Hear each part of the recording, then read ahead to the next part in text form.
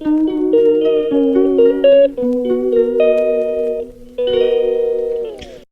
জয় শ্রীরাম বলে আজকে ভিডিওটা স্টার্ট করছি। আজকে একটা গুরুত্বপূর্ণ দিন, যেমন শ্রীরাম তার নিজের বাড়িতে এসেছে, তেমনই আমারও আজকে একটা ভীষণ স্পেশাল দিন। সেটা হচ্ছে আজকে আমার বিবাহবার্ষিকী। তো খুব ভালো দিনেই আমার বিবাহবার্ষিকীটা হয়েছে, সেটা জেনেও আমার খুব ভালো লাগছে।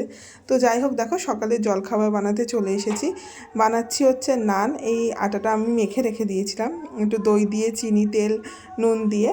তো আটা না, সরি, ময়দা। তো এখন সেটাকে বেলে নিচ্ছি সকালের টিফিন হিসাবে। তো আমি আগের দিনকে এটা মেখে রেখেছিলাম সন্ধ্যাবেলা।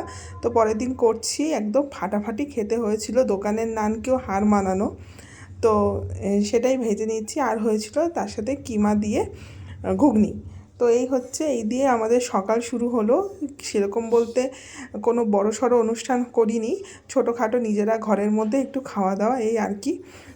8 বছর হয়ে গেল দেখতে দেখতে, এই মনে হলো সেদিনকেই বিয়ে হয়েছে। তো যাই হোক, কী করে এতগুলো বছর চলে যায় বোঝাই যায় না। সুখ দুঃখ সব কিছুর মধ্যে দিয়েই মানে দিনগুলো গেছে। আর ভগবানের কাছে প্রার্থনা করি এইভাবেই যাতে চলে যায়, ব্যাস। আর এর থেকে বেশি কিছু চাওয়ার নেই। তো দেখো, এই যে টিফিন দিয়ে দিলাম বরকে, আর আমিও নিয়ে নিলাম। এই যে সবাই বসে এখানে খাচ্ছে, মা, আমি, মেয়ে, খাওয়া দাওয়া করে।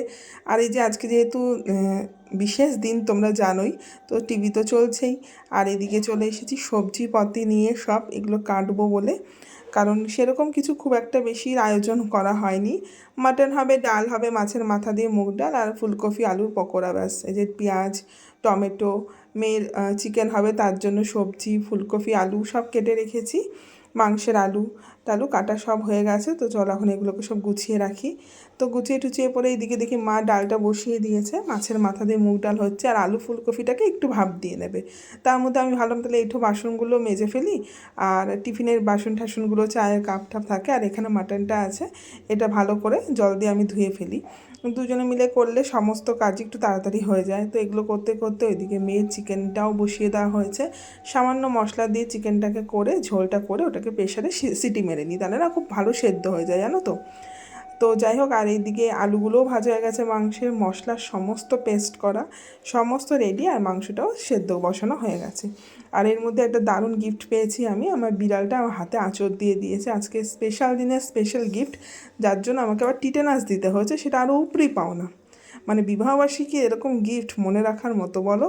ওকে খেতে দিলাম, ও খেতে দেখতে পাচ্ছে না খাওয়াটা, আমি সেটা দিতে গেছি এগিয়ে, তার উপহার। মানে বলে না, মানুষের আজকালকার দিনে মানুষে ভালো করতে যেও না, ভালো করলে তোমাকে বাঁশ খেতেই হবে। তো যাই হোক, একটু অন্য কথা বলে ফেললাম। তো এদিকে মাংস হয়ে গেছে, এদিকে মানে সরি ফুটছে, আর এদিকে মেয়ের মাংসটা বসানো হয়েছে তোমার সেদ্ধ।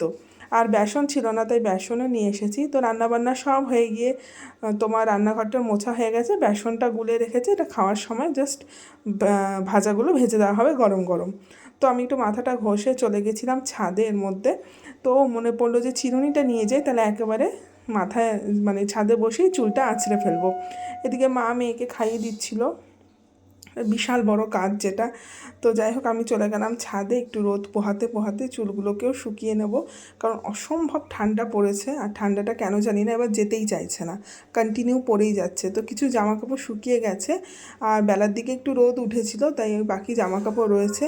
এই যে আমি ছাদে চলে এসেছি, একদম মাথা ঘষে ঠকঠক করে কাঁপতে কাঁপতে। তবে রোদের মধ্যে বসে থাকাতে খুব ভালো লাগছিল। আর কি বলো তো, চুলগুলো খুব তাড়াতাড়ি শুকিয়ে গেছে।